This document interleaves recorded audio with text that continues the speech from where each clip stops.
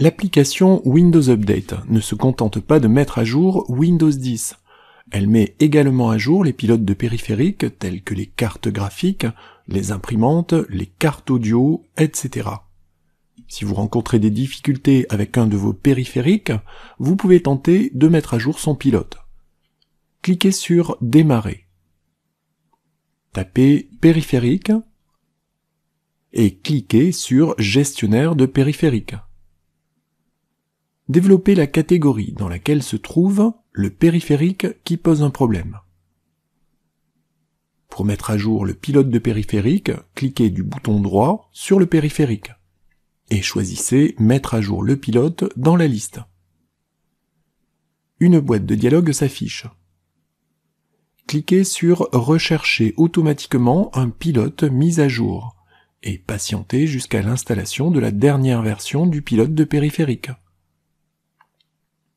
Si Windows n'arrive pas à trouver une version plus récente du pilote de périphérique, une boîte de dialogue indique que le pilote de périphérique est à jour. Ne baissez pas les bras, il se peut que le constructeur ait un pilote plus récent que le vôtre. Dans un premier temps, cliquez du bouton droit sur le périphérique concerné et sélectionnez Propriétés dans le menu. La boîte de dialogue des propriétés du périphérique s'affiche. Basculez sur l'onglet Pilote et notez la version courante du pilote. Ici, il s'agit de la version 15.201.1151.10.08 datée du 4/11/2015.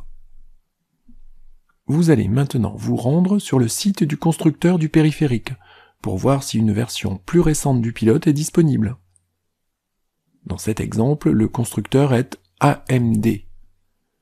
Pour trouver le site correspondant, il suffit de taper AMD dans votre moteur de recherche préféré pour accéder à la page du constructeur AMD.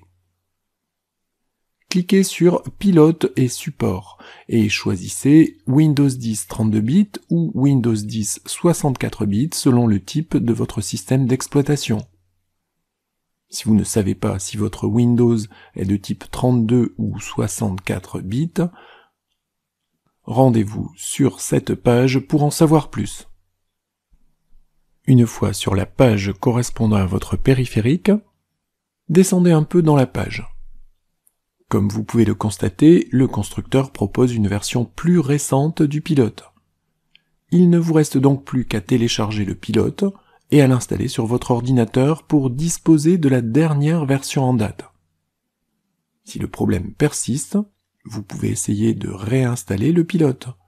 Ouvrez le gestionnaire de périphérique, cliquez avec le bouton droit sur le nom du périphérique, puis sélectionnez Désinstaller.